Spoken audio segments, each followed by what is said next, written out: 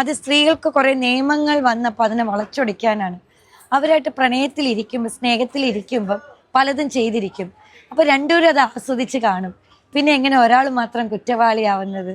ഒരു പുരുഷൻ ഒരു സ്ത്രീയെ റൂമിലേക്ക് വിളിച്ചിട്ടുണ്ടെങ്കിൽ ആ റൂമിലേക്ക് കൊണ്ടുപോണത് മസാല ദോശ കഴിക്കാനോ കുമ്പസരിക്കാനോ കട്ടൻ കാപ്പി കുടിക്കാനോ ഒന്നും അല്ലല്ല. ഒരു സ്ത്രീയുടെ ദേഹത്തൊരു പുരുഷൻ എൻ്റെ ദേഹത്ത് ഒരാൾ ഷോൾഡർ വെച്ചാലും എനിക്കിഷ്ടമല്ലെങ്കിൽ എടുക്ക കൈ എന്ന് പറയാം. എനിക്ക് റൈറ്റ്സ് ഉണ്ട്. എന്നെ ആര് ചെയ്താലും. കാരണം ഈ 32 വർഷം ഇൻഡസ്ട്രിക്കകത്ത് വന്നിട്ട് ഒരാളും എന്നോട് മോശമായി പെരുമാറാൻ വന്നിട്ടില്ല. സ്ട്രെയിറ്റ്. കാരണം അത് കുട്ടിക്കാലത്ത് ഞാനായിട്ട് എടുത്തൊരു ആർജവമാണ്. കാരണം നമുക്ക് എസ് പറയേണ്ട അടുത്ത് എസ് പറയാം, നോ പറയടുത്ത് നോ പറയാം. ഇങ്ങനെയൊക്കെ ആയാലും നമുക്ക് കിട്ടേണ്ട വർക്കേ കിട്ടുള്ളൂ. അപ്പം എനിക്ക് കിട്ടാത്ത വർക്കിനെ കുറിച്ച് പോണെങ്കിൽ അത് പോട്ടെ. അപ്പം രണ്ടുപേര് തമ്മിൽ ഇഷ്ടപ്പെട്ടിരിക്കുന്ന സമയത്ത് അതിനെ രണ്ടുപേരും ആസ്വദിച്ചിട്ട് പിന്നെ അത് കേസ് കൊടുക്കണം വെറും തെണ്ടിത്തരം എന്നേ പറയുള്ളൂ. അത് വ്യക്തിത്വം ഇല്ലാത്തവരെ ചെയ്യുള്ളൂ.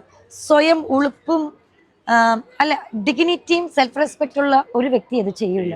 ഉളുപ്പില്ലാത്തവർ അതൊക്കെ ചെയ്യുള്ളൂ. അതെല്ലാം ആസ്വദിച്ച് ആഗ്രഹിച്ചിട്ട് ഇപ്പം നമ്മൾ ഒരു സ്ഥലത്ത് ചെന്നിട്ട് ഒരു ഫുഡ് കഴിക്കണം, ആസ്വദിച്ച് കഴിഞ്ഞിട്ട് ആ ഫുഡിനെ ചീത്ത പറയണ മാതിരിയാണ് ഇതും. സിമ്പിൾ അതാണ്. അപ്പോൾ advance happy Christmas and happy new year.